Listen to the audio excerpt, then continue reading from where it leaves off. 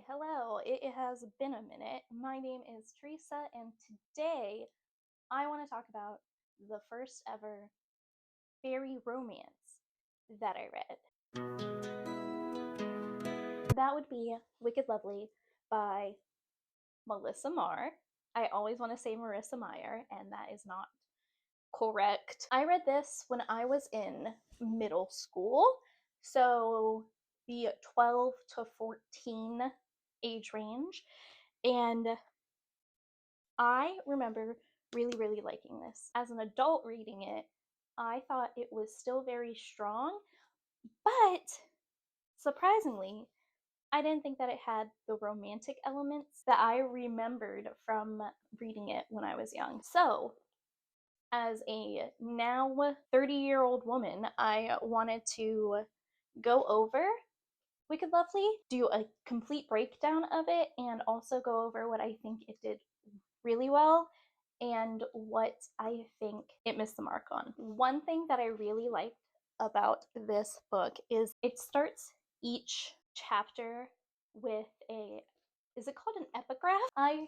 swear I have a degree in creative writing. Each chapter starts with an epigraph that is taken from actual literature on fairies, specifically Irish fairies, and I remembered really liking that when I was young, and I really enjoyed it as an adult. We start off, the story is actually with acknowledgments, which I thought was interesting. No, we start off the story with a prologue before the prologue. It starts, a doe-eyed fairy eased across the room, bone thin, with too many joints. She was vulgar and gorgeous all at once. Her eyes were far too large for her face, giving her a startled look. Combined with an emaciated body, those eyes made her seem vulnerable, innocent. She wasn't. None of them are. Ashlyn bit her lip hard and lifted a hand in a last half wave to Denny. Focus. She fought to keep her steps even, calm. Everything she wasn't feeling inside. She stepped outside, lips firmly shut against dangerous words. She wanted to speak, to tell the Fae to leave, so she didn't have to, but she couldn't, ever. If she did, they'd know her secret. They'd know she could see them. Actually, that wasn't a prologue. It wasn't a prologue. That was just a glimpse into the first chapter of the book, and it very succinctly gives a premise of what this book is. It really draws you in. I actually really like that, and I wish that more books did that. After that, we start with the prologue. We have the Summer King, who is talking to this girl that we are not told of, but she has fallen in love with the Summer King, and she is performing this ritual of sorts where she has to pick up the staff of the Winter Queen. She has to pick up the staff of the Winter Queen, and if she successfully picks up the staff and Winter does not claim her, then she is the Summer Queen. At the end of the prologue, we find out that she didn't, and the Summer King turns away from her like an asshole, and she becomes the Winter Girl. So, Summer King, Winter Girl, Winter Queen. And then we start chapter 1, where we meet Ashlyn, a 17-year-old who is currently at a bar playing pool with a guy named Denny. And she's playing pool when this fairy that was described in the prologue comes up to her and just starts fucking around with her and fucking around with Denny. And she sees it, but Denny does not. And she is just like, I don't want anything to do with this. Fairies are the bane of my existence, and I can't tell anyone they exist, but I also cannot acknowledge them to tell them to fuck off. So she leaves the pool hall, and she is walking the streets of Huntsdale, which is described as kind of a small town, but kind of city-ish. I think of not suburban, but like the main street of a small town when I'm thinking of this scene. She's heading downtown, and she's thinking of Grams. Grams has set up guidelines for her to follow so that she does not draw the Fae's attention to her. And she's thinking of these rules as she's walking, like keep your head down and your mouth closed, da da da. And she is heading downtown because there's a lot of iron, there's a lot of steel there. So fairies in this are hurt by such metals as they are in a lot of fairy tales. She's thinking about how it would be nice to be blind of these things. And while she is walking the street, she sees these two fairies who she has seen before. She passed the corner of Harper and Third, almost there, when they stepped out of an alley. The same two fairies who followed her almost every day the past 2 weeks. The girl had long white hair streaming out like spirals of smoke. Her lips were blue, not lipstick blue, but corpse blue. She wore a faded brown leather skirt stitched with thick cords. Beside her was a huge white wolf that she'd alternately lean on or ride. When the other fairy touched her, steam rose from her skin. She bared her teeth at him, shoved him, slapped him. He did nothing but smile. And he was devastating when he did. He glowed faintly all the time, as if hot coals burned inside him. His collar-length hair shimmered like strands of copper that would slice her skin if Ashlyn were to slide her fingers through it. Not that she would. Even if he were truly human, he wouldn't be her type. Tan and too beautiful to touch, walking with a swagger that said he knew exactly how attractive he was. He moved as if he were in charge of everyone and everything, seemingly taller for it. But he wasn't really that tall, not as tall as the bone girls by the river or the strange tree bark men that roam the city. He was almost average in size, only a head taller than she was. So she sees him coming and she dips into this comic store that is nearby. And she is like, I just need to sit here and wait them out, wait until they pass, and then I can be on my way to this destination that I'm going to, which is undisclosed as of yet. But who's to walk into that store, anyways? We have our main fairy man, Keenan. Keenan walks in, and he is, I think, awkward. I don't know what I think is awkward. He has the audacity to walk right up to her and just say, Ashlyn, right? Fairy Boy was beside her, his arm against hers, far too close. He glanced down at the comic, smiling wryly. Is that any good? She stepped back and slowly looked him over. If he was trying to pass for a human she'd want to talk to, he'd fail. From the hems of his faded jeans to his heavy wool coat, he was too uptown. He'd dulled his copper hair to sandy blonde, hidden that strange rustle of summer, but even in his human glamour, he was too pretty to be real. Not interested. Our girl Ashlyn is immediately like, I don't want anything to do with you, sir, who randomly approached me and knows my name already. Fair response from our girl. Love that of her. He tries to offer her his phone number, and she's like, not interested, no thanks, and just walks out. And while she's walking out, the girl that was with him, the fairy girl that was with him, says as a whisper to her, even though Ashlyn is pretending that she doesn't hear the fairies at all, that she can't see, that aren't glamored to be humans, she says, run while you can.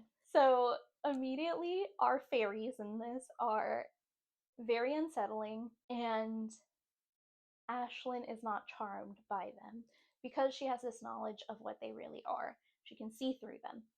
And I I love it. We love that. We love a girl who can call a man out on his bullshit and see through people. And then we switch point of views from Ashlyn to Keenan, our main fairy guy. He knows that she is not interested. He can tell that she wanted to run away from him as soon as he came close. And he was like, wow, that's weird. Mortals usually don't run from me. I mean, look at me. Instead of being like a reasonable human being, he's like any man. And he is like, this is not an issue. She's just a challenge, and a challenge he will win. And that's when our girl, Danya, aka Dead Girl, comes in. She is straight up with him and is like, I don't think she likes you very much. And in this exchange, we learn that Donya used to be human. She used to be mortal, and Keenan can still see bits of her mortality and how he once knew her still in her. And that is the first inklings that we get, and I don't think it's ever confirmed, but I think we know that the girl in the prologue in the Summer King are Keenan and Donya. That is Donya trying to pick up the Winter Queen staff and becoming what she is now, which is a fairy. Ashlyn encounters Keenan and Donya, and she's scared, but she doesn't want to go home because if her Grams notices anything amiss, she will restrict Ashlyn's life, basically. Instead of going to Graham's, she goes to Seth's place. Seth is Ashlyn's friend. And how they became friends, it's kind of unclear, but they are close friends. And Seth is over 18, or 18. He's 18 or over, that much we know. He could be anywhere between 18 and 21. And Ashlyn is 17. And Seth is an artist who is not with his parents because reasons that I forget.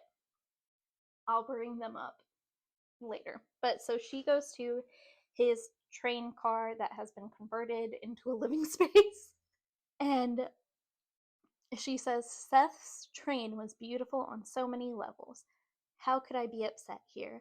The outside was decorated in murals that ran the gamut from anime to abstract. Beautiful and unexpected, they faded into one another like a collage that begged the viewer to make sense of the images, to find an order behind the colorful pistache. In one of the few warmer months, she'd sat with Seth in his odd garden, studying the art, and realized the beauty wasn't in the order, but in the unplanned harmony. Like being with Seth. Heartbeat calm now, Ashlyn lifted her hand to knock. Before she could, the door swung open and Seth stood in the doorway, grinning. The streetlights made him look a bit intimidating, illuminating the bars in his eyebrows and the ring in his lower lip. His blue-black hair fell over his face when he moved, like tiny arrows pointing to pronounced cheekbones. Starting to think you were going to bail on me. Didn't know you were expecting me, she said in what she hoped was a casual voice. He's getting sexier every day. So, so Ashlyn is attracted to Seth, and it seems that Seth is attracted to her, but Ashlyn is like, he flirts with everyone. He has a bit of a reputation, and she doesn't want to pursue anything with him because she thinks it will just be a one night stand because he only does one night stands. He only does casual, and she does not want that with him. So she would rather him be her friend and her safe space from the fairies, which he does not know about, than ruin that by hooking up with him. And that's where they stand. So we get a little bit of what their relationship is like. It's very cozy. He owns a pet boa restrictor. He also has roommates, but he banishes them basically whenever Ashlyn is over because he wants alone time with her because he obviously is actually into her, which being anywhere from 18 to 21 while she's 17 and still in school. It's a little, but I know some people are more forgiving of it. I think it's a little weird, but I actually really like Seth because he's a very good dude. So, even though it's problematic, I'm gonna give him a pass. I hate to say it. He gets a pass. Anyways, so they have teas. They have tea. They have teas. They have tea. And she contemplates telling him about the fairies. How good would it feel to tell someone? To just talk about it. Grams didn't talk about the Fae if she could avoid it. She was old, seeming more tired by the day, too tired to question what Ashlyn did when she was out, too tired to ask questions about where she went after dark. Ashlyn dared another smile, carefully calm at Seth. I could tell him, but she couldn't, not really. It was the one rule Grams had insisted they never break. And then she does tell him. She tells him that fairies are stalking her. And he questions her, fairies? And she says, fairies. And he thinks about it, takes a slow drink, and she's like, he is not going to believe me. I've made a mistake. And she goes on and keeps going and says, two of them are following me. They've been following me for a couple of weeks. Carefully, as if he were moving in slow motion, Seth leaned forward, sitting on the edge of his chair, almost close enough to touch. You messing with me? No, she bit her lip and waited. Boomer, his pet snake, slithered closer, dragging the front of his body up over her chest. Absently, she stroked his head. Seth poked at the ring in his lip, a stalling gesture, the way some people lick their lips in tense conversations. Like little winged people? No, like our size and terrifying. She tried to smile, but it didn't work. Her chest hurt, like someone had kicked her. She was breaking the rules she'd lived by, her mother had lived by, her Grams, everyone in her family for so long.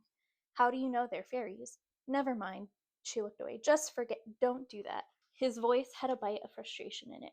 Talk to me. And say what? He stared at her as he answered. Say you'll trust me. Say you'll let me in for real, finally. She didn't answer, didn't know what to say. Sure, she'd kept things from him, but she kept things from everyone. That was the way it was. He sighed, then put on his glasses and held the pen poised over the notebook. Right. Tell me what you know. What do they look like? You won't be able to see them. He paused again. Why? She didn't look away this time. They're invisible. Seth didn't answer. For a moment, they just sat there, quietly staring at each other, her hand still on Boomer as she waited, but the boa didn't move away. Finally, Seth started writing. Then he looked up. What else? Why? Why are you doing this? Seth shrugged, but his voice wasn't nonchalant when he answered. Because I want you to trust me. Because I want you to stop looking so haunted. Because I care about you. Say you do go research. What if they, I don't know, hurt you, attack you? She knew how awful they could be, even if he couldn't get it. For going to the library? He crooked his eyebrow again. They finally come to this resolution, and he does believe her, and she lets herself trust him. And it's very sweet. They have a very sweet relationship. But she does stress how dangerous the Fae can be and how they hurt people and how they like messing with people and all of this stuff. And then we get a sense of, in this conversation, of the structure of fairy society in this. There are different fairy courts, and lower fairies are a part of certain courts, but they're not considered court fairies. But like a summer fairy is with Keenan and such. And I think there are some fae that aren't a part of distinct courts, but in this book we're dealing with the court fae, which is the Summer King, the Winter Queen.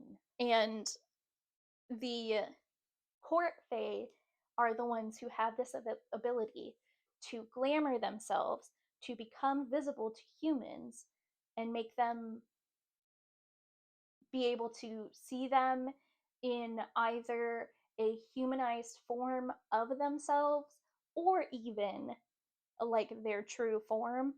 They can materialize in that way. And court fae are also the most dangerous. You do not want to attract their attention. And Ashlyn's like, I don't know what I did, but these two are interested in me. And Seth is like, I will start looking into this. I will go to the library. Use your library, folks. I'll go to the library and I will research what I can and see if I can find a way to see them and if I can find any other information on court fairies and why they are after you, why they are following you. And then he walks her home and they talk about how one of Ashlyn's friends has invited her to a party, and it is again a bunch of teenage girls hanging out with men that are over 18. No idea. I mean, it happens. It happens. She's like, come up and meet my Grams. And he's like, I don't think that she would approve of me. So they stop by the tattoo shop where he is looking at tattoos. And he's like, hey, you want to look at them with me? And she's like, nope. She wants to get piercings, but she can't have anything in her face because she attends Bishop O'Connell High School and they had strict rules about facial piercings. And then a bell clanks and Leslie, a friend of hers from school, walks in with a heavily inked guy, far from the sort she dated. He was beautiful, close cropped hair, perfect features, blue black eyes. He was also fae. And she's like, there are a lot of fairies out tonight, and there are a lot of them that are seemingly unbothered or can take the pain that other fairies feel when they're in contact with metal. What the heck is going on? And then they have Leslie and Ashlyn have a conversation, and we get a look at Ashlyn's group of friends, and they seem very horny. They seem very, very horny, and it is I don't have a problem with that because I do think that that is accurate to puberty, and I think it's appropriate for the book that they're like portraying them this way, but it does seem a little bit two-dimensional when it comes to her friends, and literally how they talk about people who are in front of them. And I will get into that in a couple of chapters. But first, we go to the outskirts of Huntsdale, where there's a gorgeous Victorian estate. And Keenan is going there to visit the Winter Queen. And he's going there to visit her as they talk about how he has found a new girl to go through this ritual with, to play this game that they've been playing for a very long time. How is the Winter Queen involved with this? She has bound Keenan's summer powers, which he inherited from his father, but has never had access to because he's been bound. And the Winter Queen is, surprise, his mother. The Winter Queen's name is Varia? If I'm pronouncing that wrong, please correct me. Varia is Keenan's mom. And so she and Keenan's dad, the previous Summer King, got busy, produced Keenan, and then Varia killed Keenan's father, bound him, seemingly because she wants Winter to grow in power and she wants to just get fucking rid of the Summer Court. The only way that Keenan can become unbound is through this ritual where he gets dreams of girls that he then is tasked with pursuing and making them fall in love with him to the point where they have to complete this test, which is they have to pick up the Winter Queen's staff, and if they are able to pick it up without Winter taking them, then they become the Summer Queen, as I've explained already. The girls, if they do not want to even risk that, if they don't think Keenan is worth it, they are still in the process of becoming fairies against their will, no matter what. And so if they don't want to pick up the staff or risk it, they become summer girls, which are which is just this cohort of women that love Keenan and entertain him and his buddies all the time. It seems like they want to entertain him and his buddies. Like they are promiscuous. But yeah, where Danya is the latest winter girl, which is one of few girls that have truly loved Keenan and thought he was worth the risk and wanted to spend forever with him. And so she picked up the staff, and she was not the Summer Queen. So she is cursed to be a part of this. And her role in this is to dissuade the girls from picking up the staff. And it's this whole terrible cycle that now Ashlyn is a part of. So Keenan is visiting Mommy Dearest. We get to see how cruel the Winter Queen is, how she abuses her servants and everyone that she comes in contact with. She is truly evil. And they talk about Danya, and Beria is such a bitch. She uses the wrong name for Danya constantly. And it gets under Keenan's skin because he still has feelings for Danya.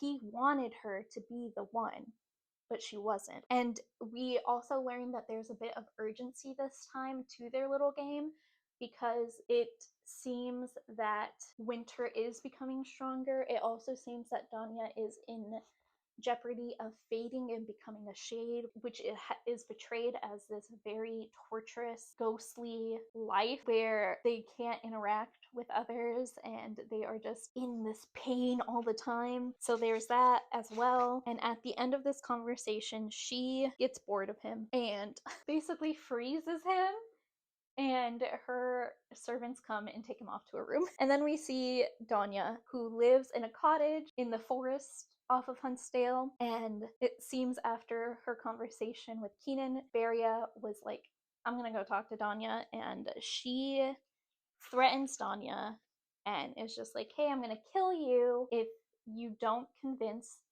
this girl to not pick up the staff. If you are successful in it, though, if you are successful in keeping her from picking up the staff, I will set you free of my cold. Beria continues to be a bitch to Danya, and we get to see that they've done this dance so many times where she's been having to watch the man she loves woo and fall in love with these other women, or at least form an infatuation and relationship with them. And she can't even touch him because if she does, it's painful to both of them. So I did not have my mic turned on for a 13-minute clip that I just filmed, and I'm not happy about it, and I have to go eat some lunch. And I'm a little teary-eyed because of a parasocial relationship with a cat content creator that I have. She received very happy news, and I am so happy for her. Anyways, I'll be back shortly to continue breaking down Wicked Lovely for y'all. So after having recorded 13 minutes of talking and my mic not being on, I just recorded another 5 minutes of me doing the same. There's literally nothing more disheartening than your film being lost, your film not having audio, or like your camera battery dying and you just don't know. Keep checking my mic to make sure that it is on. You kind of just want to die, but I do want to break down this book as well. So we left off. Keenan and Danya, we figured out what they do, what their whole role is. We then cut to Ashlyn attending school like a normal 17-year-old girl. We meet her friends, Leslie, Ryan, and Carla, who just do girly girl things. Not girly girl, they just do girly things. They talk about boys, talk about hooking up with boys, talk about partying. They talk about tutoring in calc because Ash sucks at calc. They tease Ashlyn for not making a move on Seth. They talk about some mysterious orphan who is going to be a new student. I wonder who that orphan is. And so and so and such and such. Then, after school, Ash splits off from her friends and she is attacked by these men who have very ill intentions for her, it seems, but she is saved by Seth, by Keenan. Wrong. It's by my girl Danya. And Danya sicks her wolf that looks like a dog right now on these men and they run away. And then she escorts Ashlyn to the library where she is to meet Seth. While at the library, waiting for Seth who is in the basement of the library for some reason. While they are waiting, 6 girls come in and they are described as beautiful and model like. These are the summer girls. They are gossiping about Ashlyn and how she's the new girl that Keenan, the Summer King, is interested in it. So now Ashlyn knows that Keenan is the Summer King. And they also are talking about how it's interesting that Danya saved Ashlyn. And she learns that Danya is the Winter Girl. Being annoyed by their presence, Danya leaves. And while she's leaving, Ashlyn is like, wow, she is so beautiful. I literally am about to cry. And seems a little gay, but unfortunately it's not gay. Seth shows up. They go back to his house. They talk about what he has found, and it is just these ways that it is theorized that someone could protect themselves against fairies, like salt and sacred symbols and all of the usual stuff, right? Oh, also bagels and toast that you're supposed to throw at them. That part was funny. And then they flirt more. Something about Seth potentially getting a tongue ring, and if that would be something that Ash would like. It's a cute little back and forth, and they do know that iron is supposed to hurt fairies. So Seth gives Ashlyn an iron chain necklace, and when he's putting it on, he kisses the back of her neck in a totally platonic way. We are then in Danya's point of view, and Danya is wondering whether the attack on Ash was by chance or if perhaps it was a plot by Beria or maybe even Keenan. While she's thinking this, Keenan actually shows up and they have this little back and forth that is kind of cute, but they can't touch each other. They can't do anything about it. And we follow Danya a little bit and she's reminiscing about her mortal life. And it is hinted that she was immortal in like the 1920s. There are just some things where I'm like, oh, that seems very 1920s coded. And so we get a little bit more of her backstory. She ends up sitting on this bench in the park, and Ashlyn and Seth are actually walking by it. So Ashlyn comes over and thanks her again for what she did. And there's a little moment between them where there are some fairies that are playing by this fountain or terrorizing someone by this fountain. And Donya thinks, can she see fairies? And when Ashlyn is leaving, Donya closely watches her and she's like, if she moves to get around the fairy, then she can see fairies. But if she doesn't, then she's a normal mortal. And Ash, having done this for her entire 17 years, does not move out of the way of this fairy, and the fairy moves out of her way instead. And Danya is like, of course mortals cannot see fairies, because if they did, they wouldn't fall for Keenan's bullshit. I love how much these two women are Keenan haters. I think Keenan is all right. He has some major flaws, but I do feel bad for his situation. But I love how much shit they give him. After Seth drops Ashlyn off from their little adventure out where they went and got like a bite to eat and everything, she misses him, so she calls him, and he's really not that far away from her house. She's like, oh, tell me a story. And he's like, what kind of story? One that'll make me have good dreams. He laughed, then, low and sexy. Better give me a rating for that dream. And she says, "Surprise me," while also thinking, I know better. She really needed to stop flirting with him before she crossed the line she couldn't back away from. And he says, "Once upon a time, there was a girl. Not a princess? No, definitely not. She was too smart to be a princess.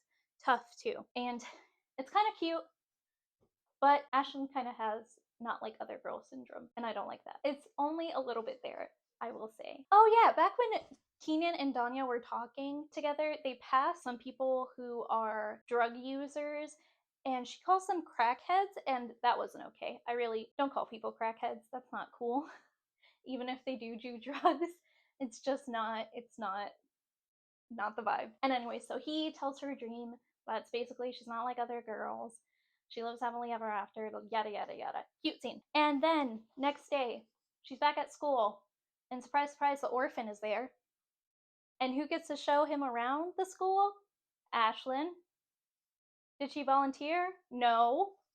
Does he insist? Yes. And he's there with his uncles, which I don't know if the implication is that they're seeing each other or if they're two separate brothers from one side of his family. They're actually fairies who are meant to guard him. And her friend Rianne is very much like, oh, he's really hot. You should, especially if you're not gonna have sex with Seth. And so she is forced to give Keenan a tour and stick by his side while also trying to get away from him and being like, you can handle this on your own, right? And her friends are being no help whatsoever. They're egging him on and harassing her, even though she has shown no interest and has very clearly set boundaries with him. In fact, they bring him over and they're having this little back and forth, and Ashlyn says, "You'd be surprised at what I know about you. And you know what? None of it impresses me, not one little bit." He laughed then, joyous and free, like the anger that flared in his eyes hadn't existed. "Then I shall try harder." She shivered in foreboding, in sudden longing, in some uncomfortable mixture of the two. It was worse than the simple compulsion she'd felt to reach out towards him. It was the same disquieting tangle of feelings she'd felt at comics when he'd first spoken to her. Leslie whistled softly. "Give him a little something, Ash. Ash. Ash. Ash. Give him a little something, Ash." "Drop it, Les." Ashlyn fisted her hands in her lap under the table. "PMS," Ryan nodded, and then she tapped Keenan's hand and added, "Just ignore her, sweetie. We'll help you wear her down." "Oh, I'm counting on that, Ryan," Keenan murmured. He was glowing, like a bright light radiated from inside his skin as he spoke. What the fuck are her friends doing? I hate that. I also the dialogue here with the weird ass shit that he says and her friends being so okay with it and just not weirded out by this guy. I don't know how I felt about it. Actually, I do. I felt icked out. And then we're back with our girl Danya, who goes to the library, sees Seth. Seth basically is just like, hey, thank you for what you did, but fucking stay away from Ashlyn. Like, stop it. And while Danya is there, she notices that he has herbs that people associate with the site in his backpack, and she is weirded out by that.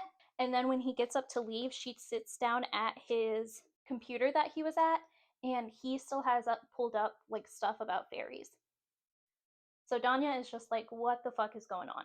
And then we come back to Ashlyn and Seth in a sweet moment where he is reassuring her that even though he hasn't found anything, that once a court fairy is interested in you, that there's some way to drive them off. Even though they have not found that, he's like, we'll find a way. I'm not letting him take you. Very sweet, very heroic. You're still just a mortal, Seth. And all the while, they're still getting closer, Ashlyn and Seth, and Ashlyn keeps thinking, like, but what if these feelings between us isn't just playful flirting? Like, I really want Seth. Also, avoiding Keenan is like fucking impossible, and she has to do something about both of these situations. And she decides that instead of trying to be assertive in her saying no to Keenan, she is going to play along, see what he wants, maybe come up with like some sort of deal to get him to lay off. And so she agrees to go with him to a carnival after school. We are back with Danya, and Beria is at Danya's house again. Is just rude as hell. Doesn't even knock. She is greeted by the Winter Queen fucking ice sculptures that are screaming, "This woman is terrible." And she is there to again remind Danya that she needs to fucking do her job and get Ashlyn away from Keenan, because that can't happen. And starting to wonder why she's so insistent that that can't happen. Maybe she's worried that Ashlyn actually is the Summer Queen. Maybe she's worried about that. There's also in the scene, uh, the Winter Queen turns a hag of hers into a shade by simply kissing her. And it's terrifying to Danya because that is what the Winter Queen is promising for her. So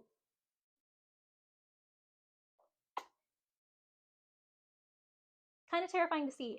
There is this really cute moment between a Rowan man who is one of the guards that still watches Danya from Keenan's court, because Keenan still cares about Danya and wants to keep her safe. He has a very cute moment with Danya where he's very caring, and I liked it. He's not important, but I liked him. Oh yeah, we also Keenan lives in an apartment that is covered with greenery and birds.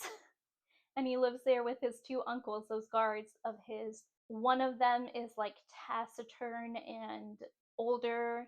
The other one is about has been serving him for the same age, but is like younger. Niall and Tavish, I think. Niall and Tavish. Sure, we'll say that. Before he gets ready for his date with Ashlyn, he's just like, I need to distract myself. Bring one of the summer girls into my bedroom, please. I hate this man.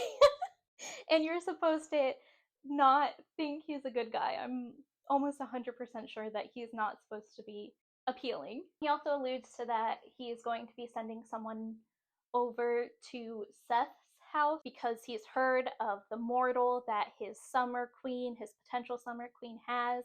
And he's like, I need him out of the way. And so he's like, I need to send someone to distract him. Back with Ashlyn and Seth in the train car, they are cooking pasta, and Ashlyn is working up to telling him that she's going on a date with Keenan. Not a date. She even says not a date. She's going out with Keenan to the carnival. During that, there is a moment where she's on the counter and he is like standing between her legs. Seth is just like, this guy's timing fucking sucks. And Seth is like, cancel, postpone if you have to, because maybe we should learn more. You know, they steal people. She's like, oh, I know this. And then he's like, okay, fine. Eat something, and then we'll try some of the recipes for the stuff to give him the sight. Because he's like, I need to see them if something goes wrong, and I need help. Like, I would like to see them. She calls Grams and is just like, hey, I'm with Seth. Don't worry about it. And Grams is like, okay, I'm not super happy about this, but what the hell can I do? Go ahead. Oh yeah, I missed some kissing. They kissed! Woo! They kiss. I can't believe I forgot it. And so they're also talking about that. She's like, are you going to ask me out or something? Or is it just casual wanting to? And he says, just tell me what you want. He took the bowl out of her hand and pulled her up against him hip to hip. Dinner, movie, a weekend at the beach. A weekend? Aren't you moving a bit fast? She put her hands on his chest, keeping a little distance between them. Not as fast as I want to. He bent down so his mouth was almost touching hers, but I'm trying to wait.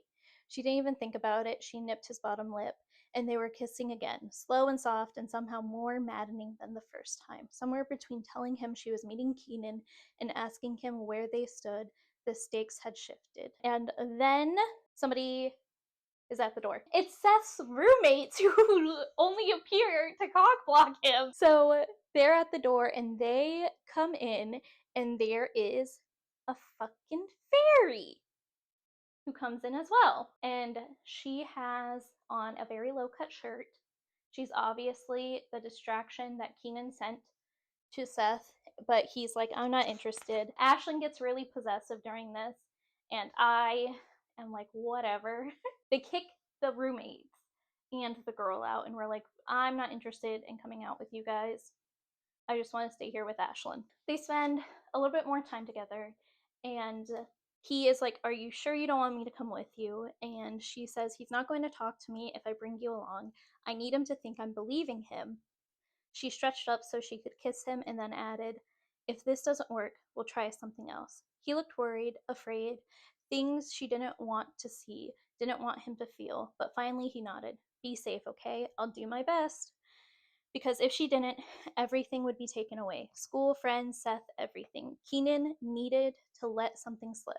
The fairies needed to say something that could help her figure out how to get rid of him. They simply had to. She meets up with Keenan and is like, I'm so glad you came. And then she walks into the carnival and realizes that everyone there is a fucking fairy. And she is freaking out, but is dealing with it and does small talk with Keenan. They do small talk. They talk about his past in very vague terms, how he lives with his uncle, how his father died. She relates to him that her mom is also gone, apparently in childbirth. And there is this moment between them, and Ashlyn is like, I'm not much like my mother. She thinks on how Grams has not talked about her mother in years. This is important, I promise. And they're like, oh, do you know who your father is? Like, what about your father? And she's like, who knows? Graham doesn't know who he is, and mom's not here to tell us. And he's like, at least you have your grandmother. I'm glad you have had that, a loving caretaker. She sees the fairy from the very beginning who was harassing people, and she freezes. And Keenan is like, what's wrong? She's like, I'm just cold. He's like, here's my jacket.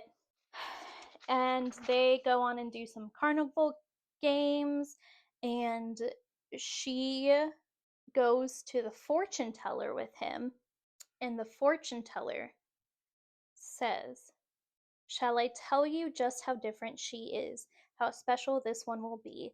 Every fairy there suddenly stopped talking. They were all watching openly, transfixed and gleeful, as if a horrible accident were happening in front of them.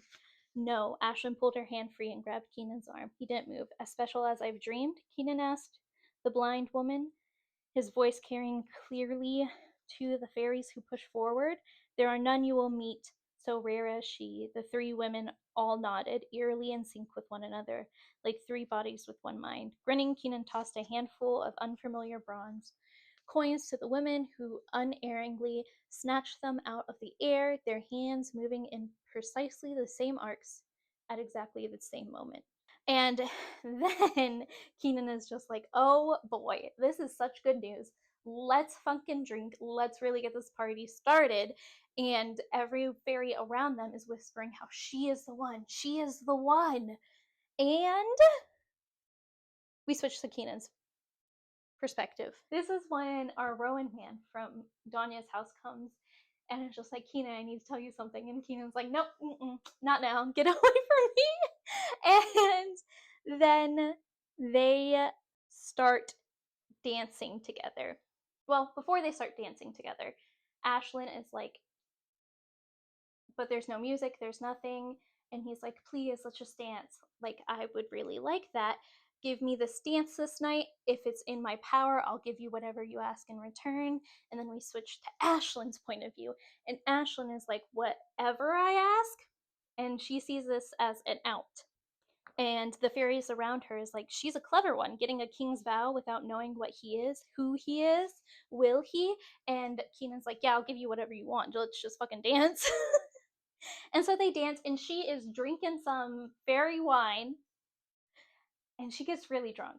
She gets so drunk that she starts being very touchy-feely with him, and Hi, Teresa from the Void here. I just wanted to give a content warning for the scene I am about to discuss. It deals with Ashlyn losing time and her being unsure of actions that were taken, and it alludes to potential sexual assault. So I will link the time stamp when I'm finished speaking on that in the description so that you can skip it if it will trigger you. suddenly all the other fairies are gone, and it's just her and Keenan sitting on the banks of the river while the sun is rising. And he says, "It's just us here. Later, after you've rested, we'll talk. Then we can dance every night if you will it. Travel, it'll all be different now." She didn't even see the invisible fairies that always lingered at the river. They were truly alone. "Can I ask you a question?" "Of course." He held a piece of fruit up to her lips. "Bite." Ashlyn leaned in, almost toppling over as she did, but she didn't bite the strange fruit. Instead, she whispered, "Why don't all the other fairies glow like you do?" Keenan lowered his hand. "All the other what?" "Fairies." She gestured around them, but it was as empty of fairies as it was of humans. She closed her eyes to try to stop the world from spinning so madly and whispered, "You know, fae things. Like the ones dancing with us all night, like you and Danya." "Fae things," he murmured. His copper hair glittered in the light that was creeping over the sky. "Yeah," she laid on the ground, "like you." It sounded like he said, "And soon, like you." But she wasn't sure. Everything was blurry. He bent over her where she lay on the ground. His lips brushed hers, tasting like sunshine and sugar. His hair fell onto her face. "It's soft, not like metal at all." She meant to say stop, to tell him she was dizzy, but before she could speak, everything went dark. And then we go to Danya. And Danya is just on the floor of her cabin thinking, has he forsaken me? Has he finally abandoned me? The one time I need him, is he actually not going to show up? And then our Rowan man comes again and is just like, "Let me stay with you. Like, you're obviously not all right." She's like, "I need to see Keenan." And the Rowan man is like, "I'm staying here with you, and tell someone else to go get Keenan." Very sweet. I really like this Rowan man, whose name is Evan, but he's not important. Keenan shows up, and she's like, "I wasn't sure you'd come." In a strange mimicry of Sasha's position, Keenan dropped to the floor. "I've waited decades for you to want me around, Dawn. Begged to be in your presence." That was before her. She felt foolish for it, but as much as she wanted Ashlyn to take up the staff, she was jealous. Ashlyn was the one. She'd spend eternity with Keenan. And Keenan says, "I'll always come when you want me. How many times have I told you that?" He whispered, his words carrying that warm breath of summer. "That won't change, ever." And it is heartbreaking how much these two love each other, but literally cannot be together. And she tells him that his mother has threatened her, and that if she does not dissuade Ashlyn from taking up the staff, then Danya is going to die. Keenan's like, "Well, what am I supposed to do? Like, what should I do? Why are you telling me this? I need to win. If you stop Ashlyn, I lose everything. If you don't, you die. What am I supposed to do?" And she said, "Hope I lose." And he says, "No." Danya is saying, "Convince her to take up the staff. Do what you must and convince her, and then kill Beria." So she's like, "You need to do this, my man. Forget about me. Forget about everything else. What's important is that Ashlyn becomes Summer Queen." It's the next day. I had to pause filming for a little bit. So we left off. Donya was telling Keenan that he has to make Ashlyn fall in love with him no matter what. No matter what he has to do, even though it's going to result in Donya's death, he needs to do it. Then we are with Keenan, and he is approached by his mother. He takes special pleasure in telling his mother that Ashlyn is special, that the oracles said that she was like no other person. He then runs into Ryan. Now, who's Ryan? Ryan is Ashlyn's friend, one of her really flirty, very outspoken friends about how hot all guys are. He runs into her, and they have this weird little moment that kind of shows that there's something more about Ryan than just her shallow horniness. And I believe, don't quote me on this because it's been over 10 years since I've read, oh my god. It's been like over 15 years. It's been over 15 years since I read the sequel to this book, Ink Exchange. But I think Ryan is the main character, so we get a little bit of foreshadowing as to what's to come in the series overall. And then there's just a little bit of back and forth between Keenan and his guard, Tavish, where Tavish is again emphasizing just he needs to do whatever he needs to do to get Ashlyn to fall in love with him and take up the staff. And it is very creepy. I don't like the implications that are going on here. And yeah, it just goes to prove how this is not romanticizing fairies at all. They are dicks. They're dicks and they're mean and they are assaulters and they are just, there's nothing charming about these fairies. And I really like that portrayal. And then we're back with Ashlyn, who is freaking out. We know that nothing happened between them. But the following things that happen in this chapter do deal with SA, and it is very akin to the feelings of shame that SA survivors feel when they cannot remember what has happened and the kind of self-hatred that comes with that. And I feel like this chapter made me very much feel a lot of things, and it made me very happy that I actually did read this book when I was younger for many reasons.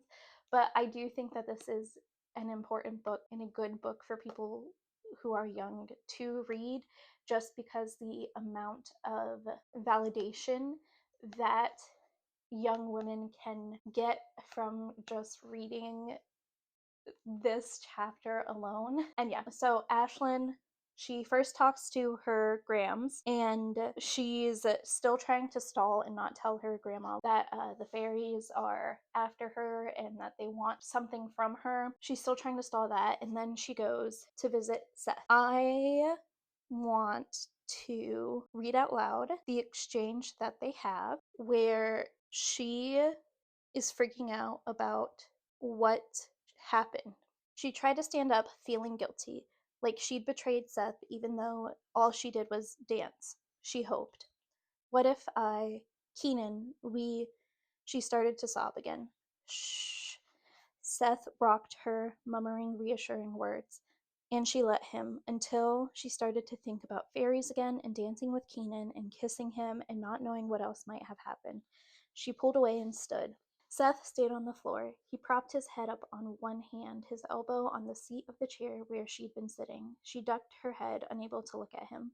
So what do we do about it? He came to stand beside her. We improvise. He promised you a favor. If the books are right, vows are like laws. She nodded. He stepped in front of her and leaned forward until longer strands of his hair fell like a web over her face. The rest we'll deal with too. Then he kissed her, softly, tenderly, lovingly, and said, We'll figure this out together. I'm here with you, Ash, even after you tell me what else happened. What do you mean? Ashlyn felt the world swim again. You drank something that messed you up, danced until dawn, and woke up in your bed sick. He cradled her face in his hands. What else happened? I don't know, she shivered. Okay, how did you get home? I don't know. She remembered the taste of sunshine, the feel of sunbeams falling onto her as she stared up at Keenan's face as he leaned toward her. What happened? Did you go anywhere else? She whispered. I don't know. Sleep with him? He looked straight at her as he asked it, the question she'd been trying and failing to answer. I don't know. She looked away, feeling sicker with the words hanging there like something awful. I'd know, right?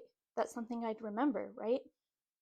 He pulled her into his arms, tucking her under his chin as if he could keep her safe from all the bad things by keeping her close enough. I don't know. Are there any flashes of memories, anything? I remember dancing, drinking, sitting on some strange chair, and then the carnival was gone. He kissed me.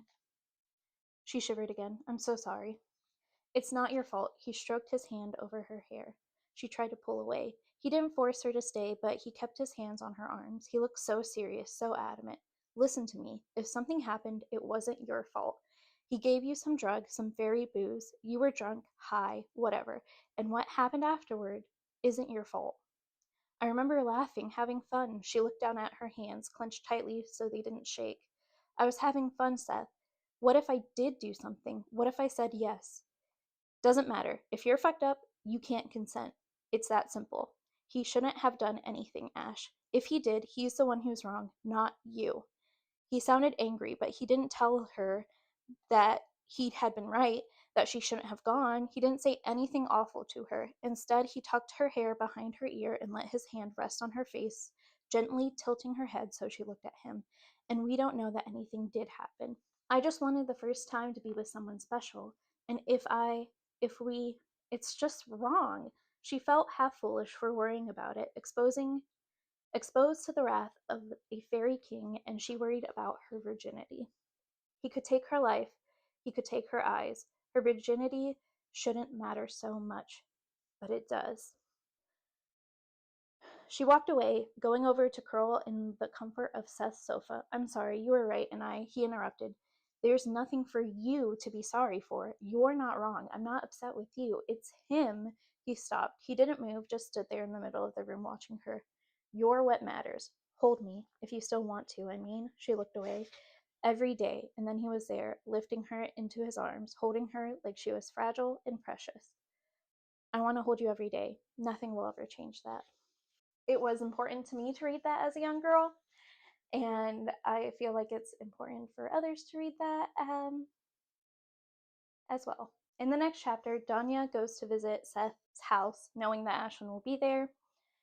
She figures out that Ash can see fairies, and she talks to them, both of them, about how she wants to help Ashlyn because she is trying to make things right. And she believes that Ashlyn will make the correct decision. So she is going to help her and try to come up with some way for Ashlyn to negotiate with Keenan so that this can all work out in her favor. She also gives them a recipe for a poultice. I believe that's how you can say it. I could be wrong. That will help Seth see fairies because she believes that Seth is worth protecting and that she understands that Ashlyn cares for him very much. Then we're back with Ashlyn. She is back home with Grams and she is talking to Grams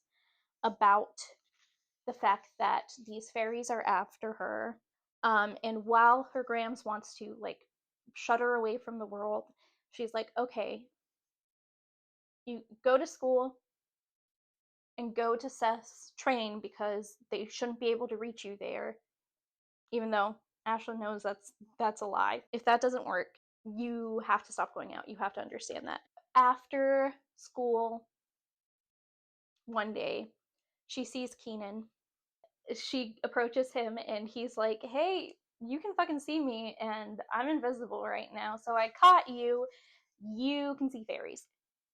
So now he knows. She's like, okay, yeah, I've seen them all my life, whatever. She then asks him if they've had sex that night. And he says, no, I took you home, saw you to your door. That's all. When the revelry ended, when they left, it was just us. And she's like, give me your word. I need to know this. Solemnly, he nodded. My word, Ashlyn, I swore to you that your wishes would be as my own as often as I am able. I keep my vows.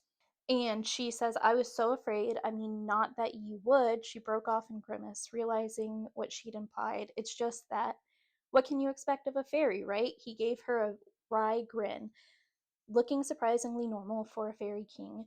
I've read the mortal stories of us too. They aren't untrue. And then he tells her, but the Fae I hold sway over don't, will not do that, violate another. He acknowledged the bows of several invisible fairies with a nod and a quicksilver smile. It is not the way of my Fae. We do not take the unwilling. All the while, during all of this, I should mention, is even though she is vocally not interested in Keenan, there is this connection between them that she feels like pulled to him, but she's like, this is something supernatural. This is against my wishes. I want to be with Seth, and I know I want to be with Seth. So there's that going on as well. And they talk about the fact that he said that he would do anything for that dance. She says, I gave you your dance, and you gave me your word. I know what I want from you. He ran his fingers through her hair. What can I give you, Ashlyn? Shall I weave flowers in your hair? He opened his hand, letting go of her hair. An iris blossom sat in the palm of his hand. Shall I bring you necklaces of gold, delicacies mortals can only dream of? I'll do all those things anyways. Don't waste your wish. No, I don't want any of that, Keenan. She stepped back, putting more distance between them, trying to ignore the cry of gulls that she'd heard under the rhythm of waves. I just want you to leave me alone, that's all. He sighed, and she wanted to weep at how sad she suddenly felt. Fairy tricks, it's all fairy tricks. She scowled. Don't do that. Do you know how many mortals I've wooed in the past 9 centuries? He stared through the window at a display for the release of yet another vampire movie. Sorry. A wistful expression on his face, he said, I don't. I could ask Niall, probably even ask Donia. I don't care. I'm not interested in being one of them. The ocean faded under the acrid, I don't know what that was. I never know how to pronounce that word. Taste of desert winds, searing her skin as anger flashed on his face. How very fitting. He laughed softly then, like a cool breeze on her burning skin, to finally have found you, and you don't want me. You see me, so I can be as I truly am, not a mortal, but a fairy. I am still bound by other rules. I can't tell you why you matter to me, who I am. The Summer King, she interrupted, moving away from him, ready to run. She tried to keep her temper in check. He'd done the right thing by her, but that changed nothing. He was still a fairy. She shouldn't have let herself forget that. Ah, so you know that as well. In an inhumanly quick move, he stepped closer until they were chest to chest. In less time than it took to blink, he stood there as he truly looked, not wearing his glamour. Warmth reigned over them, as if sunbeams fell from his hair like warm honey pouring slowly over her. She gasped, feeling like her heart would burn out from racing so fast. The warmth rolled across her skin until she was almost as dizzy as she'd been when she danced with him. Then he stopped, like turning off a faucet. There were no breezes, no waves, nothing but his voice. I promise you I would do anything you asked of me within my power. What you ask is not within my power, Ashlyn, but there is much that is. Her knees felt like they'd give out. Her eyes wanted to close. She had the awful temptation to ask him to do that, whatever it was, just once more. But she knew that didn't make sense. She shoved him away as if distance would help. So you lied. No, once a mortal girl is chosen, she cannot be unchosen. At the end, you may reject me or accept me, but your mortal life is behind you. He cupped his hand in front of her, scooping the empty air and coming up with a handful of creamy liquid. Swirls of red and gold shivered in it. Flecks of white floated among the other colors. No, she felt her temper, her lifetime of anger at Faria's flare up. I reject you, okay? Just go away. He sighed, poured the handful of sunlight out, catching it in the other hand without looking. You're one of us now, Summer Fae. Even if you weren't, you'd still be mine, still belong with us. You drank fairy wine with me. Haven't you read that in your storybooks, Ashlyn? Never drink with fairies. A little bit more um, back and forth. She says, I don't want you at all. Why can't you just leave me alone? She fisted her hands, trying to restrain her temper, a thing that was finding more and more difficult the past week. He took a step closer, letting the sunlight drip onto her arm. The rules require you to make a formal choice. If you don't agree to the test, you become one of the summer girls, bound to me as surely as a suckling child to its dam. Without me, you'll fade away, become a shade. It is the nature of the newly made fade and the limitation of the summer girls. She's like, I don't want that. I'm not going to be that.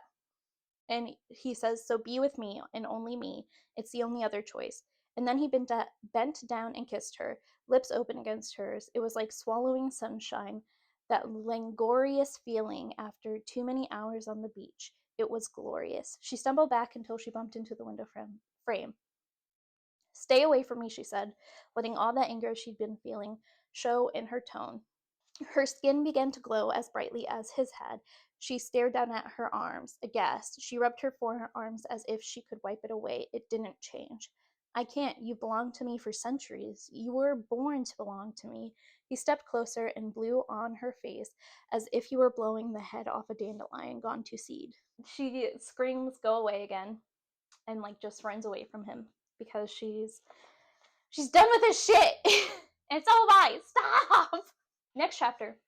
Ashlyn goes to Danya and she's confronting her because she's like, you knew this was some fucking game. Like, how could you lead me to believe that I could bargain with him when I'm going to become a fairy no matter fucking what? Like, why did you do that? Danya tells her, I am truly trying to help you. There is a way for you to have what you want, but also acquiesce to the fact that you are never going to be immortal again. Your mortality is leaving you. And Keenan isn't going away either. Like, you are going to be stuck with him.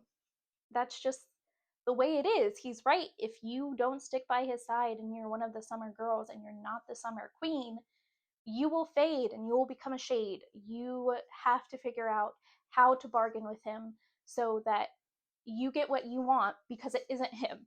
So they do a little bit of dress up, and while doing this, they're like, has there been any girl who has ever refused him and refused to become a summer girl, who has just stopped, like, avoided choosing any of this, who just kind of ignored it?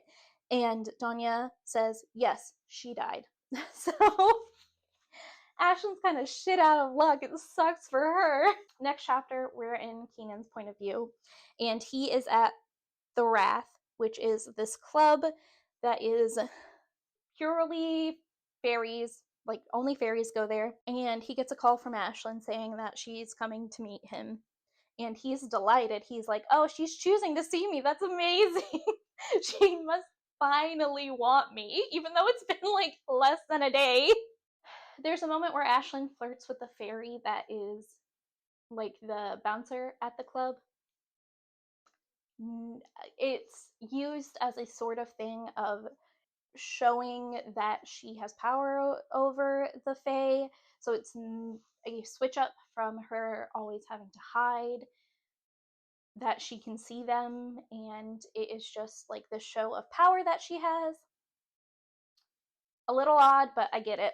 And then we're back with Keenan, and Ashlyn is coming into the club, and he's just like, oh, yes, my summer queen, and everyone's watching her. She's so great, even though she hates me.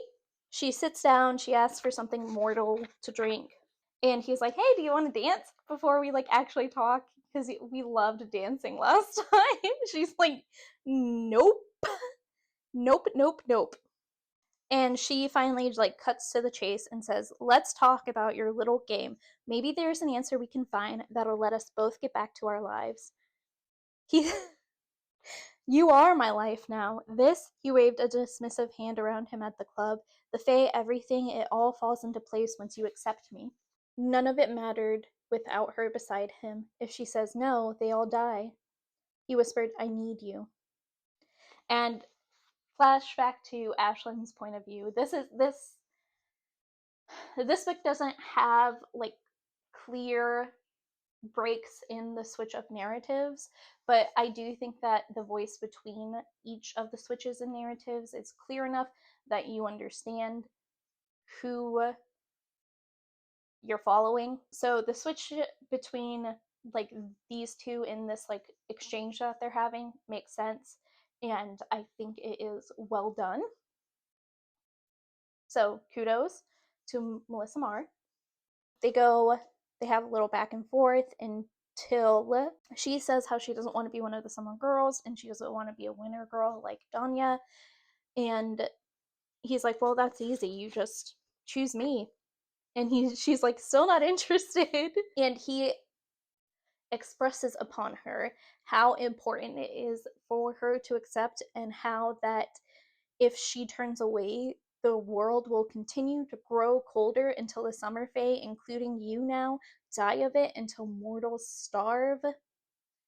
And he's like, I cannot allow that to happen. So a lot of a lot is riding on Ashlyn to say yes to Keenan, even though she does not want to be with him. And she's like, hey, listen, your fairies aren't important enough to be worth me giving up my life. I've seen them, the ones here. I've seen them groping girls, heard them watch them pinch and trip and mock.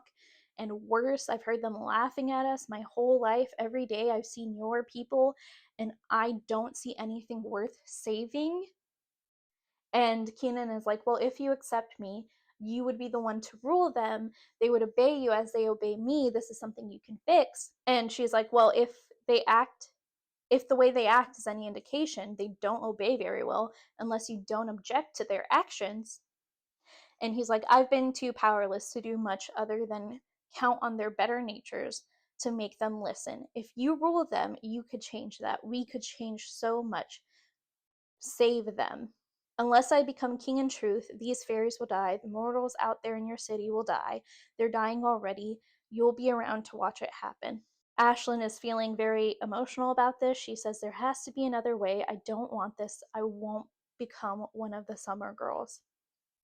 And he reminds her that, yes, she will, unless she chooses him. She mentions Danya again and how much pain Danya is in, and she sees that it visibly upsets Keenan to hear the mention of Danya's pain. As they continue talking, Ashlyn realizes the inevitability of it all was starting to set in. She thought about it, the things that would change, the things she wanted to keep unchanged. She had so many questions. Keenan was like, well, the Winter Queen fears you. Like, you can be so powerful. I just don't understand why you don't want this. Ashlyn is just like, oh, the Winter Queen. Can I talk to her? She's the one that set this whole game up. If I talk to her, then I can figure out a way out of this, right? And Keenan's like, no, no, no, no, no. Do not talk to that woman. She is terrible. Ashlyn is very slowly accepting this is her fate, and she's like, okay, if I become a summer girl, I've seen them with mortals. If I become a summer girl, then I can still have Seth, right? And Keenan's just like, fuck, don't bring that guy up. And they walk outside the club.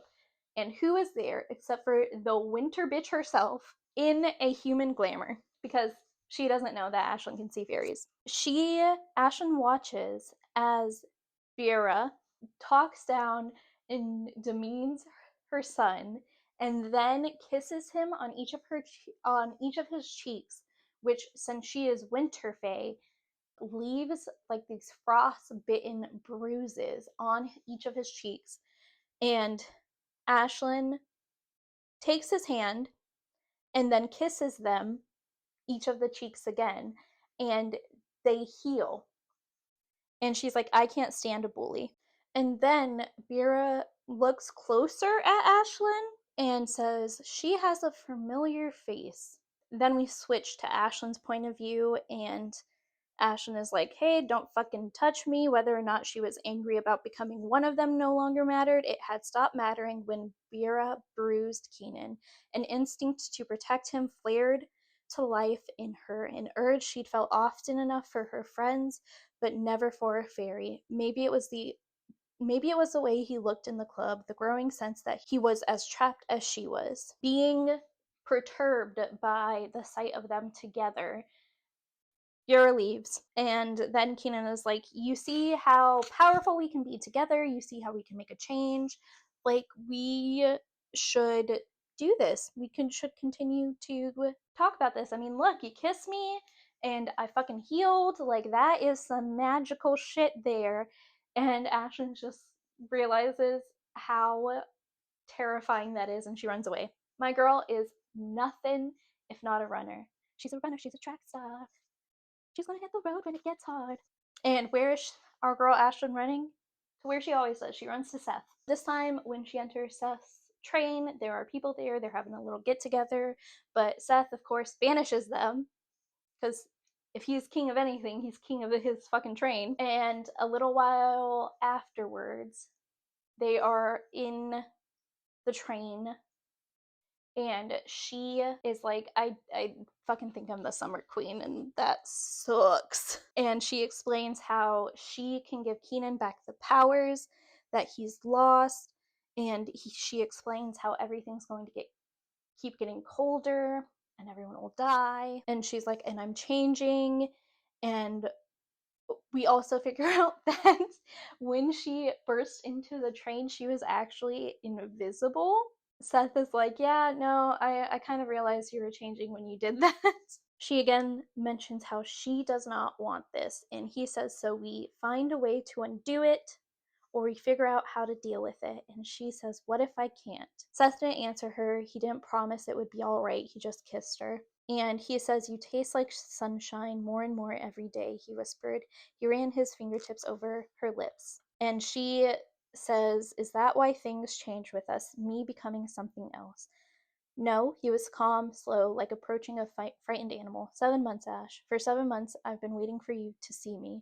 This, he picked up her hand, which glowed like Keenan had earlier, is not why. I fell in love with you before this. How was I to know? She twisted the edge of the stupid blouse Danya had given her. You didn't say anything. I said lots of things, he corrected gently. You just didn't hear them. So why now? If it's not this, why? I waited. He undid the bow on her blouse, twirling the ribbon around his finger. You kept treating me like a friend. You were my friend. Still am. He put one finger in the topmost lace and tugged the ribbon looser. But that doesn't mean I can't be other things, too. She swallowed hard, but she didn't move away. He pulled the next cross of ribbon free. He didn't. We didn't, I mean, she stammered. I know, you wouldn't have gone there looking like this if you had. He looked at her, slowly letting his gaze travel up over the vinyl pants and slightly gaping blouse until he was looking at her flushed face. Unless you want him. If you do, Ash, tell me now. She shook her head. No, but it's not him. It's some fairy thing. He tipped her head up. Don't give up. Don't leave me before you're even here. She took a deep breath and tried to keep her words from tumbling over each other as she said, if I wanted to stay here, be with you tonight. They go back and forth a little bit about how it's not the right reason for her to want to be with him, if it is just because of the inevitability of her changing and potentially losing him. They mention, so he is like, no sex, but there's other things we can do.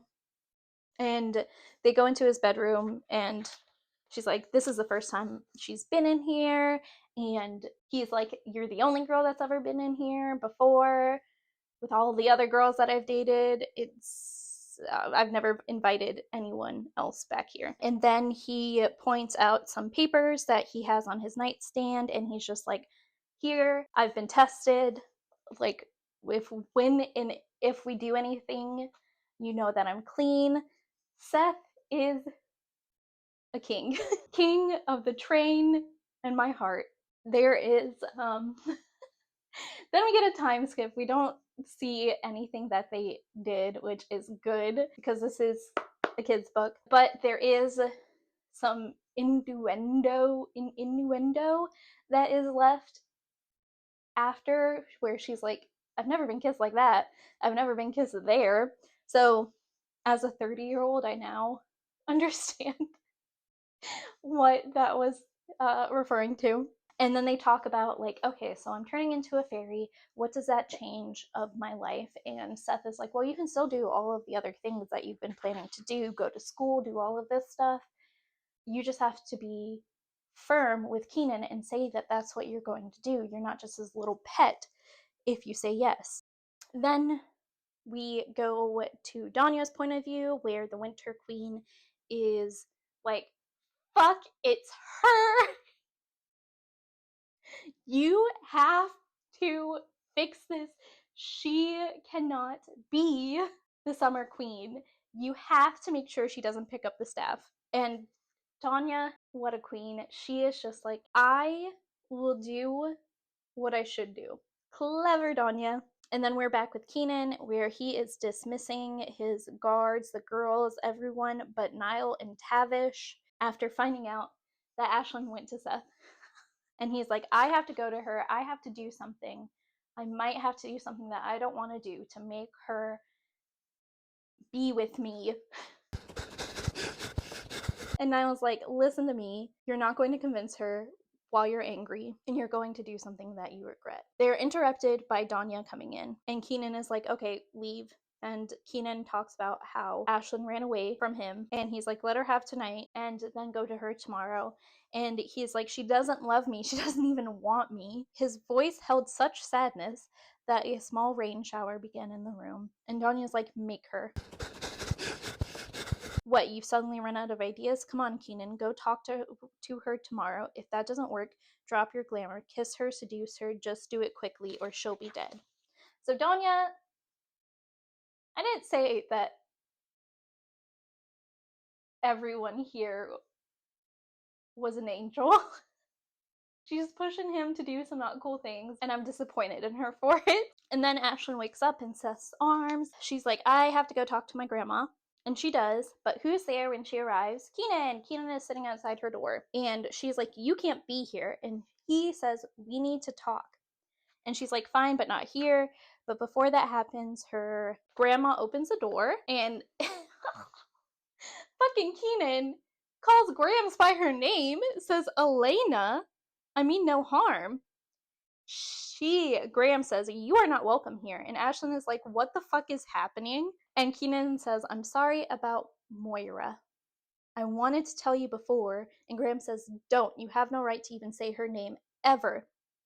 Get out of my home. And Keenan says, in all these centuries, I have never walked away for another, only for her, only Moira. I offered her time. So this is where we find out that the one girl who decided not to choose was Ashlyn's mom.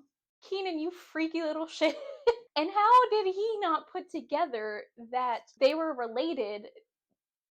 He could easily have found Ashlyn's last name and put two and two and done the math. Do fairies not know fucking math? Anyways, so we figure out why Grams is so protective. It's because she lost her daughter because of this whole game that Keenan has been playing for centuries. And Ashlyn is like, okay, we can talk, but we need to talk later. One thing that I am not going to change is the fact that I live with my grandma. Like, you are not going to change that. And then she tells Keenan to leave once more, and Ashlyn's Grams says that she needs to leave and run now. We're back with Keenan, and he is frustrated because he's just like, fuck, Moira was her mother. And Niall is there with him, and he's like, there are ways to convince her, things I don't want to do. It's business. I could bring her mortal to the loft. Let the girls have him. Let her see him smitten and senseless. And Niall's like, hey, that's not our way. That's not the summer court. And then Keenan's like, there will be no fucking summer court if the Winter Queen gets her way. And Niall is just like, hey, do not cross those lines. If our king does it, why should any of the other Fae do otherwise? And then Niall brings him to this alley where there are the Rowan men, who are Keenan's summer Fae, who are blocking off this alleyway where there are Fae from another court, the Dark Fae, attacking a sprite. And Niall has brought him to see this, to show the violence that can happen. And there's a back and forth until Niall gets Keenan to promise that he will not resort to nefarious means to coerce Ashlyn to say yes. Good for Niall. Don't like this method. But Keenan does eventually agree, and then tells the Rowan men to intervene and save the sprite from the dark fae who are assaulting her. And then he meets with Ashlyn. They talk. They come to an agreement. She's like, I will become the Summer Queen, but I have freedom. I will say yes if you understand that I will not live with you and I will not be with you. And she's like, I'm not going to stop going to school. He's like, we can arrange tutors. And she's like, no, I'm going to school and then I'm going to college. I'm going to treat this like a fucking job. I'm not going to be your wife. I don't know you. You don't know me. I can work with you, but that's all I can be. I'm with Seth. That is not going to change. And he's like, oh, you're asking to keep the mortal? And she's like, no, I'm not asking. I'm keeping him. There's no asking involved here. And so they come to an agreement and they're like, let's start this over. I can be your friend, but nothing more. And then she takes him to go meet Seth.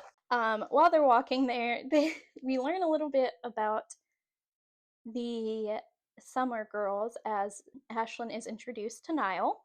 And Ashlyn asks Niall, if you approach a fairy, a girl, does she always reciprocate your interest? Ashlyn watched his face grow as confused as Keenan's had. I am the king's advisor. The Summer Girls have desires. He glanced at Keenan as if seeking approval. Keenan shrugged. Our king has only so many hours to relax. The guards and Tavish and I do our best to keep the girls content.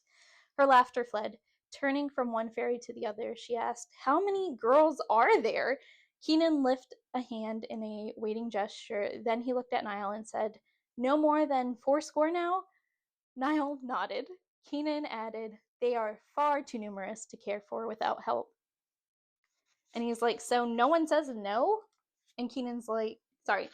Niall's like, of course they do. Not to Keenan, but to us. Niall gave her a look that said he clearly found her questions as baffling as Keenan had. But then one of the others is there.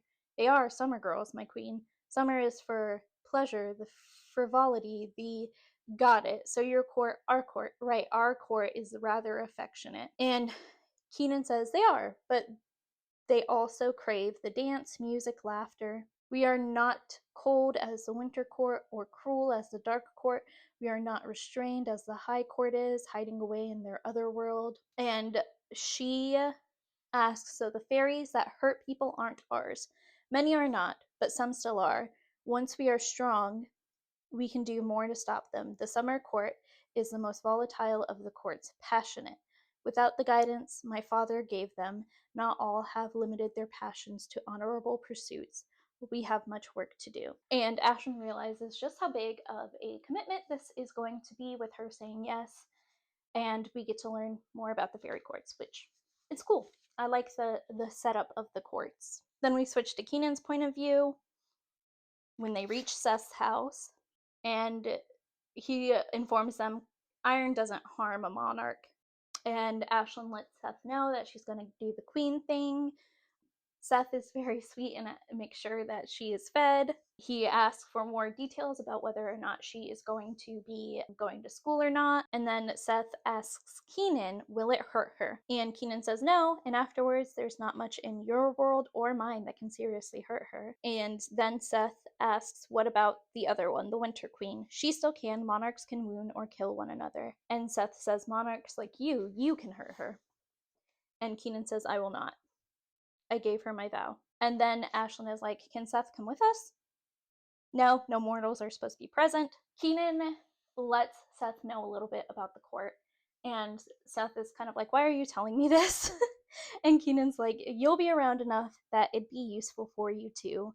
There are things you might do well to know if you are to be with my queen. And I think it's cool that Keenan is accepting of this arrangement that they have. And he has basically, he's like, I'm getting what I want. I don't need to pressure her into being with me. She wants to be with Seth. I do think that that was done well. Then they are arranging things because the fact that monarchs cannot be harmed by iron means that Seth will not be safe while they are doing the test, and neither will Grams. Before Keenan can give the order, Ashlyn is already running away. Like I said, track star. They do come into the apartment, and Grams is injured, but not taken, and so they have someone take her to the hospital. And they were like, we have to get this test done. We're then with our girl Danya. Danya could sense that they were coming, and they are now stronger now that they are together. Keenan, as soon as they get there, like steps towards her and says, "Are you?" And there's this girl moment between Danya and Ash that I really liked, where Ash interrupts him with a gentle hand. He looks confused, and Danya catches Ashlyn's gaze and nods. She couldn't deal with his kindness, not as she prepared to give him over to another girl. She thinks Ash will be a good queen, good for him. And Danya is like preparing herself at the fact that she is going to become a shade after this. They proceed. She tells her what will happen if she takes the staff and it rejects her. Ashlyn accepts all of that. She thinks on her time trying to take the staff and how she was so sure that she was the one and she'd been wrong, and she says, please, please let Ashlyn be the one. And then we switch to Keenan, and Keenan is saying, if you are not the one I've sought, you will carry Bear's cold. Do you accept that risk? Ashlyn's like, yes, yes. Actually, that was Ashlyn's point of view, not Keenan's. My bad. And then Danya slips away because she's Wait, back up. Ashlyn picks up the staff. It's her. Surprise. She's the Winter Queen. We all knew this. They suddenly get news from a Rowan man who was protecting Seth, and they find out that the Winter Queen took Seth. We switch to Danya's point of view. Danya slipped away during the test, so she doesn't hear that Seth has been taken. She is off to mourn the fact that Keenan seems further away from her than ever before, and also she's about to die. So, and she goes back to her cabin, and the Winter Queen is there. So is Seth, and Seth is being tortured. He is stuck in the snowdrift, and he has been brutalized, and the Winter Queen is now threatening Danya. Danya goes to Seth and tries to free him, and they try to get out together, but, the Winter Queen is getting ready to kill both of them, and she hears that the Rowan man got to Keenan and Ashlyn, and she's like, perfect, an audience. They'll be here soon. And then we're with Ashlyn, who hears Seth's screams as they get there, and Keenan is like, hey, it doesn't have to be like this. We can work it out. Like, it should have been before, if you'll agree. The Winter Queen is like, do you know that's exactly the sort of thing your father said before I killed him? She separates Ashlyn and Keenan with an ice wall, and then tells her minions, kill the Winter Girl and the Mortal. Keenan turns towards Danya, but the Winter Queen grabs his face, blows ice over his eyes. He is blind now. And then she drives a hand into Keenan's chest. Ashlyn breaks through the ice wall by melting it under her touch, and she then grabs the Winter Queen's arms to stop her from fucking punching through his chest again. And Ashlyn then also scorches the Winter Queen's arm. Then it ends with Keenan blowing hot sunlight into her mouth, thus killing her. And Keenan is really impressed by his queen. Oh, during all this, the Winter Queen did do a kiss of death on Danya, and Danya is motionless on the floor. Keenan immediately goes to her once the Winter Queen is dead, and he weeps. Then we cut to Danya waking in Keenan's arms. She's like, oh, is the Winter Queen dead? Yes. Is Seth safe? Injured, but not dead. And Keenan is crying and stroking her face. I thought I lost you. I thought we were too late. Doesn't matter, you have your queen. It's not like that with us. She's keeping Seth, calls this a job, ruling beside me, but not mine. When you get well. And then one of the winter hags kneels beside her and hands Donya the staff and says, "My queen." And Keenan is like, "Fuck, no." And the hag is just like, "My queen, not yours, Summer King. This one carries the winter chill. It grows." And Keenan's like, "No, Dawn, there's another way. The healers will be here." And Donya's like, "This doesn't need healing. The winter court is mine. I feel it. The winter fate, I feel them." And this time, Donya walks away from Keenan. And then we have our epilogue. And it is Donya meeting with Ashlyn. And they're just having a little talk about ruling, how they're all working together. But there is growing trouble with the Dark Fae. And then in the epilogue, we go to the solstice where Ashlyn, Seth, and other summer fae have set up the train so that Donya and Keenan can have a little date. Unbeknownst to both of them, they were like, "What the fuck is happening?" He's like, "Why are you here?" And she says, "For you." He says, "For me." And then she takes off her skirt and he's like, "Oh, for me." She's like, "Yes." She thinks summer and winter must clash, will never be able to, but to try.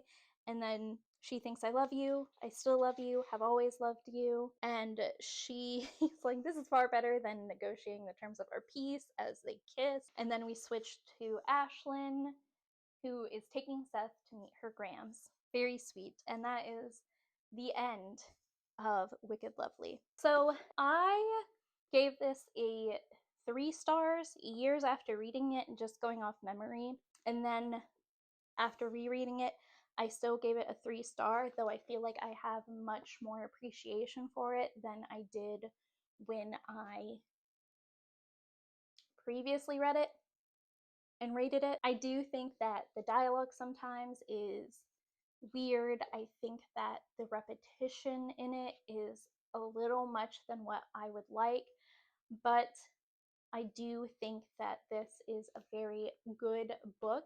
I think it portrays healthy relationships. I think it has a strong female protagonist who, when she says no, she means it, and she goes after the things that she wants, and it shows how people can compromise.